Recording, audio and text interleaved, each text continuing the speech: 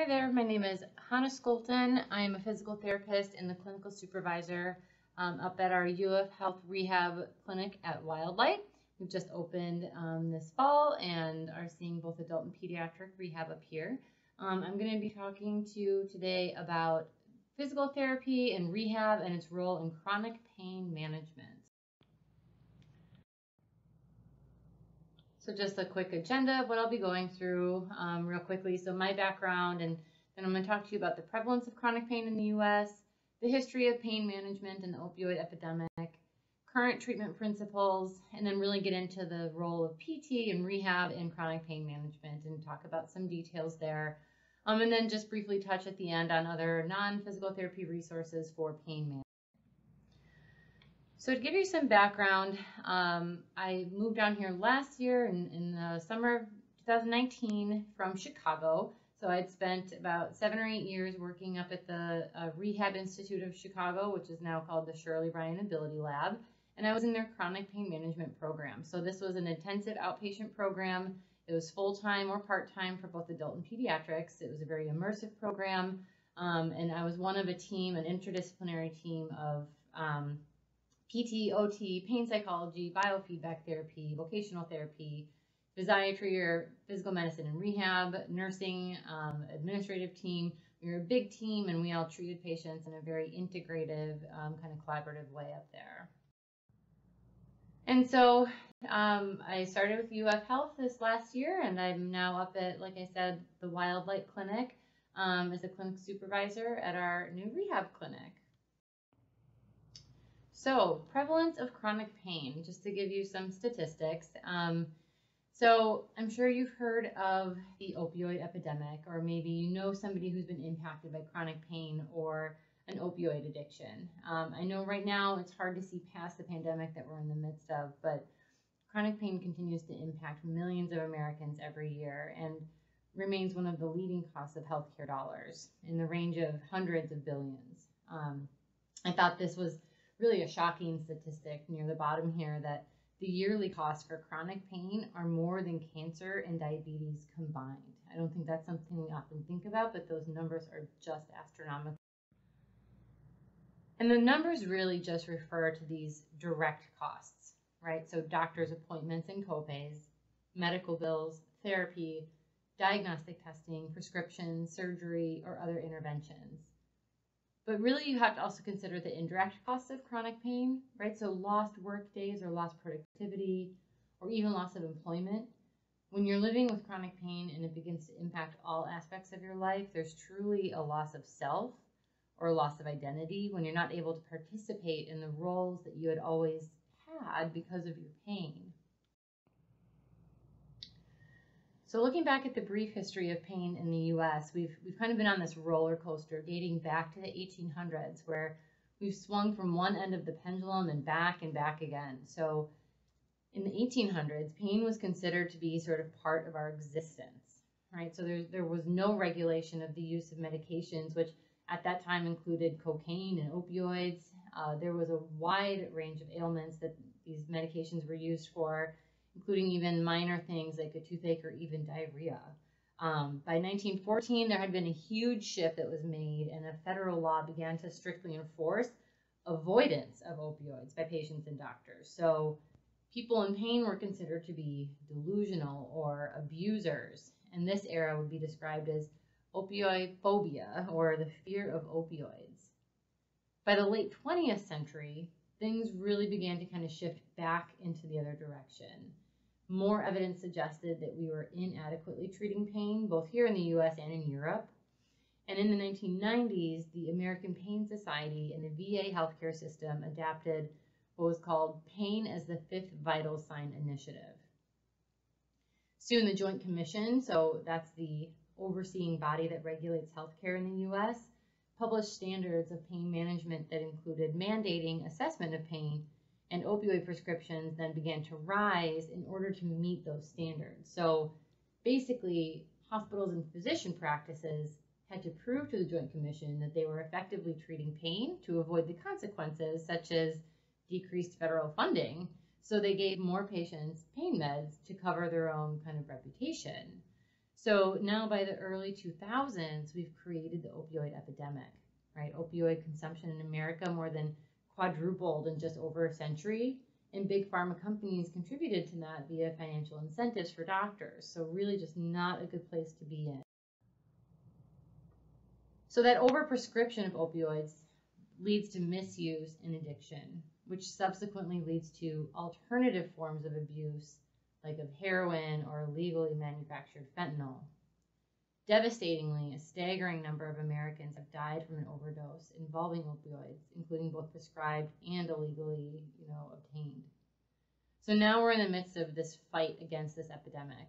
And in recent years, there have been giant shifts from a federal and regulatory standpoint with regards to Joint Commission standards, FDA policies, electronic prescription monitoring, and most importantly, I think an increased focus on safer alternatives for pain management. And so that's where rehab comes in. As part of this initiative, the National Institutes of Health created the National Pain Strategy, so an extensive description of evidence-based recommendations for the standards of treatment for pain. What makes this initiative so amazing is that it extends well beyond the scope of just pharmacologic management and really stresses the importance of non-pharmacological management such as rehabilitation. Just to highlight some of the important takeaways here, pain management should really be integrated, interdisciplinary, meaning multiple different providers working together, and patient-centered. Shouldn't this be obvious? To me, this sounds like this should be obvious, that you as the patient should be what we center all of our medical decisions around, right? Treatment should be collaborative and based on the person who is in pain. Before getting into the nitty-gritty about what this collaborative rehabilitation looks like, I just want to make a distinction of terms here because I think it can be confusing to some people. So when you hear pain clinic, this typically refers to a medical practice where physicians are specialized in treating pain. So this includes medications, injections, or procedural interventions. When we're referring to a pain management clinic that is truly interdisciplinary or collaborative, meaning multiple different rehab providers are all working together, this is oftentimes referred to as a chronic pain management clinic, or sometimes called a functional restoration program, where the goal is to improve function rather than just purely decrease pain. So this is where my background lies, and that's where I'm going to explain kind of all of this in more detail to you now. So the best and most effective programs like this will include all of these providers you see on the left. So you've got PT, occupational therapy, pain psychology, physicians and nursing, biofeedback therapy, and sometimes even vocational rehab. So this is very much what the program in Chicago that I worked at kind of looked like. So all of those providers are all working under one roof in one clinic, one practice, and they're all seeing you and assessing your needs and working together towards your goals as the patient. So coming in to see physical therapy within a program like this, you might be asking, I've done lots of PT, how is this going to be any different? This is the number one question that I get from patients who started our program in Chicago. And this is still the number one question I get from people who are coming to see me in an outpatient clinic here in Yulee, coming to see me for their chronic pain issues. How is this going to be any different? In some ways, the answer is, well, it may not be, right? We as PTs, we all have the same general training, and by definition, we're all working to help restore your physical function. But when you compare physical therapy for chronic pain management to your typical just kind of outpatient PT, there are some conceptual differences. So I have them listed here, and we'll go into each of them in more detail. So active versus passive pain management, graded exposure, individualized treatment, and laying the foundation. After going through these sort of concepts, then I'm going to get into some actual detail about what this rehab might entail. So let's start with talking about acute versus chronic pain. By definition, acute pain generally refers to a short window of time, days or weeks after an injury. whereas chronic pain refers to a longer period of time after injury, like several weeks to months or even years or decades. The acute phase is often called the inflammatory phase or healing phase, because generally when we have an acute tissue injury, you see inflammation or swelling, which is just a sign that your body is working to heal itself. That swelling is from your body sending fluid full of healing cells to that site that is needing repair. Think about when you sprain your ankle. What happens when you sprain your ankle? It swells up, it's probably pretty painful to move and pretty weak for a while, and you may see some discoloration. And as that inflammation resolves over days or weeks, so does the pain.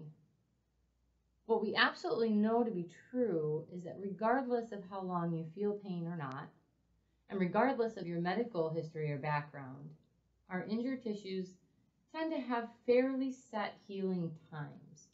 We know that by the time you're beyond about 12 to 16 weeks after an injury or even after a surgery, those injured tissues, whether it be muscle, bone, ligament, or tendon, they are healed by that point.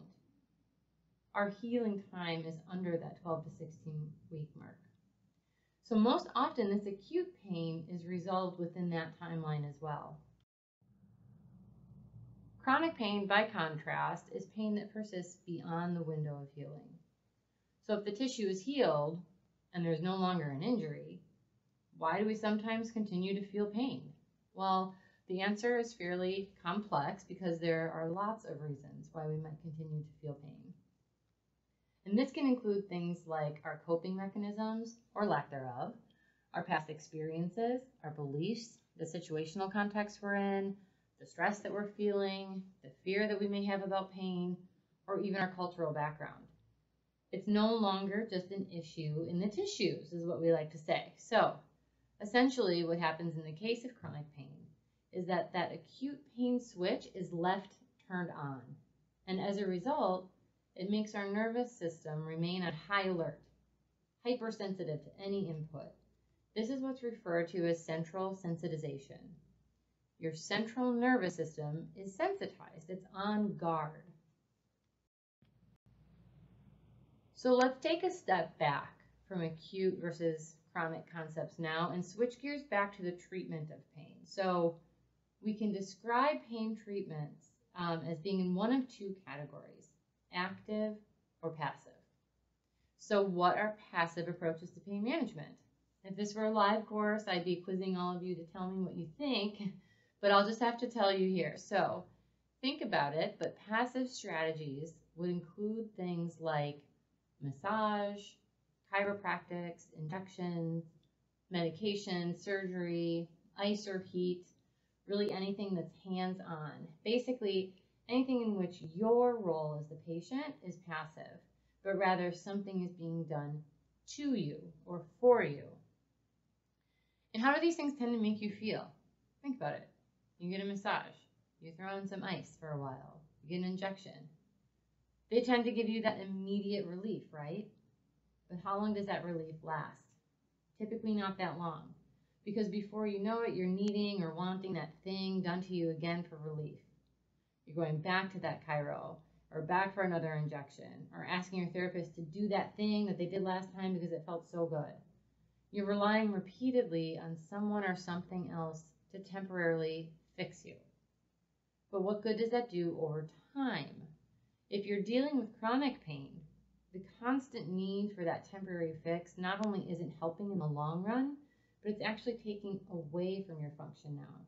Because all of those return visits or repeat procedures, those take time and money, right? So this is why for chronic pain management, the gold standard is for a more active treatment approach. And this is where collaborative pain management clinics come in. This is where rehab comes in. Therapists can teach you the tools to take an active role in your own pain management through education and the use of rehabilitative tools and strategies.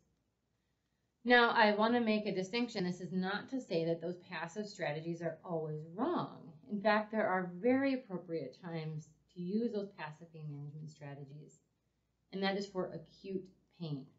And we need those strategies for acute pain Think about after having a joint replacement surgery. You better believe that that PT is going to be in your room the day of your surgery, just after that anesthesia wears off, to get you out of bed and moving. But you just had surgery, and that's incredibly painful. So we need those passive strategies like ice or medications to get us moving again in that healing phase. And we know that early mobility is so important. So we sort of need that opportunity to sort of mask that pain to get us moving comfortably and get us moving forwards. But these active strategies are what's going to make a lasting difference for those of you that are dealing with persistent or chronic pain, pain that maybe isn't associated any longer with an active injury, potentially for a lifetime, really, to get you back to functioning the way you want to function despite the pain. So this takes us to our next conceptual difference in this type of rehab versus your typical outpatient rehab: graded exposure. So take a look at those chat bubbles there. Does those sound familiar? The last time I tried PT, I was in bed for 3 days after. How can I exercise if I'm in pain? How do you know how much is too much with regards to exercise or activity? These are valid questions to come in if these have been your experiences. I like to use this activity pyramid to help patients, you all, guide yourselves and answer those questions. So at the bottom of the pyramid, the biggest area there, that's the green light. So that's activities that your body currently tolerates. When you do those activities, your pain might increase by just a point or two on that 10-point scale. But when you stop doing that activity, it goes back down to where it started. You're no worse as a result. The yellow light then refers to activity that maybe increases your pain by 2 or 3 points on that 10-point scale. And when you're done, your pain remains elevated. And it may take hours or even a day for the pain to return to baseline. But the big takeaway here is that no harm has been done. Okay? Hurt does not equal harm. You're just safe and sore, and this is what we refer to as a flare-up. It means that we may just need to focus more on gentle activity until the pain returns to baseline. And it also may mean that you just did a little bit too much too fast, and that's okay too, so we'll adjust the next time around. The top of the pyramid is that red light. So this is where you have a drastic increase in pain, an obvious sudden reduction in strength or mobility. This would be an actual tissue injury. But I will say, in all of my years working in the pain management clinic in Chicago, we never had a single patient reach this point in our program because we were teaching them how to acknowledge that yellow light and safely adjust their activity accordingly. So it's important to note that the activity pyramid and those tolerances are very fluid, right? Nothing is set forever in one area of that pyramid. But rather, as we move forwards, you might have more things that fall into that green area, less things that fall into that yellow area because your body is adapting. Think about just in your day-to-day, tolerances. How does your own personal circumstances kind of impact what you tolerate? Think about a stressful day. You feel less tolerant to doing physical things, perhaps, if you're feeling stressed out or tired. So think about, on a given day, how those things might shift from one area to another. With increased self-awareness and knowledge of these different guiding principles, over time, like I said, things will gradually shift towards that green category. More manageable activity, less frequent flare-ups. Instead of saying no pain, no gain, right? I like to say for chronic pain management, rehab for chronic pain management, you want to rather know your pain, K-N-O-W, know your pain and know your gain. If you have a better understanding of how your body is responding with regards to pain and activity, you have the power and the ability to adjust accordingly and move forward. So the last concept here is laying the foundation. So this gets into a little bit more of the physiology or anatomy of our bodies. So in our bodies, we have various types of muscle fibers or muscle groups. We have more superficial muscles, the muscles that we can feel and see. For example, our biceps and our arm, right? These muscles are our body's movers. They move our joints. They move segments of our body, just like our bicep. If you rest your hand there and straighten out your arm, you can feel your bicep move your arm from straight to bend. So these muscles are designed to perform quick or more high energy tasks. They move and then they turn off until they're asked to move us again. So these muscles we would call the sprinters, okay?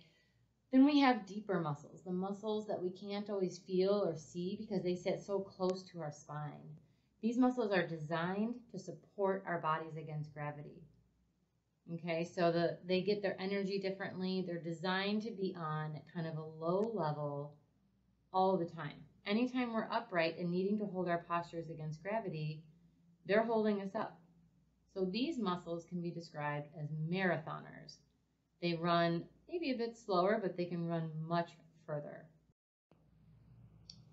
So what happens to these muscle groups when we have pain? So think about what happens when you're in pain. You clench up, you tense up, all of your muscles are firing at once and they try to protect you. And this is important in acute pain as a protective mechanism.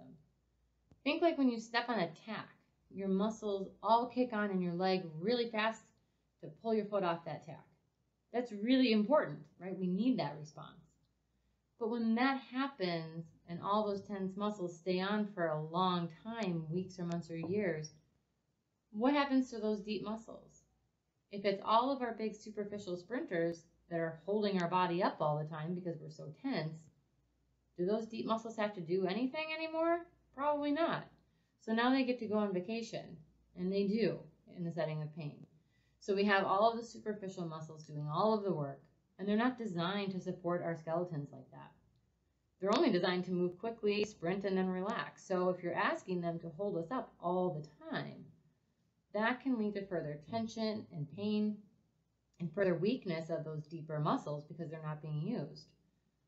So it becomes more difficult then to tolerate postures. I think the one most common thing I hear people complain about that have persistent pain is that it's difficult to be in any one position, right?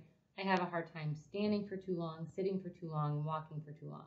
Does that sound familiar perhaps? So here's a slightly different pyramid to think about to explain kind of how we treat this then. So we begin by tapping back into those deep foundational muscles. Really remind them what it feels like to be on and doing some work. And this can really require kind of taking a step back and simplifying exercise to just very simply isolating those deeper muscles, just feeling them turn on and feeling them turn off.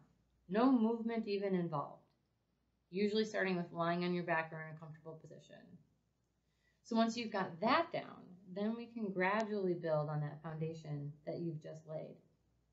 And then you add in more stability challenges, more dynamic movements, and before you know it, you're back to doing whatever exercise or activity you've been wanting to do with effective integration of those foundation muscles, those deeper marathon muscles. So to sort of switch gears into some more kind of specific treatments and what we're doing, what does this rehab look like for chronic pain management? So we've gone over these different concepts and how we sort of approach rehab differently for chronic pain than we do for other acute type pain. But let's talk about what it is that we're doing here. So desensitization. Really, when you integrate all of those concepts into physical therapy, we're working on desensitization. We're desensitizing a very sensitive nervous system that's been on high alert through graded exposure to activity, through laying the foundation, through use of those activity pyramids, right? We're using all of those concepts to desensitize a very sensitive nervous system. And by taking a step back and taking your whole self into consideration and teaching you these concepts and strategies, you can then begin to use your body to teach your brain that movement is safe again. Okay, so this woman here in this picture, she's doing what's called a cat camel or a cat cow. So wherever you are, I want you to sit comfortably into your chair with some space behind your back and bring one hand to your belly and one hand to your chest. You can close your eyes if you want. We're just going to focus on your breath. So as you inhale, I want you to feel your belly expand into your hand. And as you exhale, feel your belly fall in towards your spine. Okay, so inhale, your belly is expanding, and exhaling, your belly is coming in. Keep up with that breath. The hand on your chest should be really still. It's there because I want you to feel if you're breathing up in your chest. In a relaxed state, we shouldn't have to. We should be able to just breathe with our diaphragm, which is felt in your belly. So your chest should be still. We shouldn't be breathing up into our upper chest here. Belly expands as you inhale and draws in as you exhale. So now hold up with that breath. Keep going with it. And just place your hands on your lap. And now as you inhale and your belly expands, I want you to also just slightly arch your back, kind of like this woman's doing on the right. And as you exhale, I want you to round out your back as your belly draws in, kind of as this woman is doing on the left. So go ahead and move with that breath. So inhale to gently arch your back. And exhale to round out your shoulders and drop your chin. Just a couple more there, just moving through that motion, timing it with your breath. And what you've now done is, well, a yoga move. You've done what's called a cat camel or a cat cow, okay? So you've done a stretch. But did you go into it thinking, oh my gosh, I'm going into PT and now I have to do something and they're making me move and they're making me do a stretch? For someone who is in pain, who has been in pain for an extended period of time, it can be very scary to come into exercise for the first time, to be coming into physical therapy if you've had a bad experience in the past. So what this sort of approach does is you're not thinking about that exercise, but you're rather thinking about your breath. You're giving your brain something else to think about. And as you start to gently move, again, you're using your body to teach your brain that movement is safe again. You just did a stretch. That was it. And it was safe, and now you've created a much healthier relationship with movement. This is the kind of place where we might start. Just as simple as this, and then you kind of build on that. This is part of that desensitization. And while these concepts might be different, you're still going to be working on those same traditional aspects of physical therapy. While chronic pain is not just a physical issue, but also an emotional and a social issue, it does often lead to decreased movement and therefore tight and weak muscles and tissues. So PT has to, of course, include general stretching and strengthening. And it's important to always ask your therapist to teach you why or when you're doing each of these exercises or stretches so that you can use them for a lifelong maintenance. And not only does this PT approach include stretching tight muscles, but also stretching your nerves. This might be new to some of you because just like any other tissue in the body, our nerves can get tight too. So this can cause symptoms like pain, but also maybe numbness or tingling sensations that can be uncomfortable as well. So gentle mobilization and stretching of these nerve tissues is important too. And most importantly, when you're seeing a PT for chronic pain management, you need to be working on what's called your HEP, or your home exercise program. I always say to my patients, what happens here in this clinic isn't nearly as important as what happens outside of these walls. You're only in my clinic with me for a couple of hours per week maybe, but you're out living your life outside of here for 99.99% of your time otherwise. So our sessions are going to focus on me teaching you how to treat yourself effectively when you're not here. And this is what's going to help you for your lifetime. So just to summarize, multidisciplinary or interdisciplinary pain management programs or functional restoration programs are integrative and patient-centered, and they have been proven to be effective as your best option for high-impact chronic pain.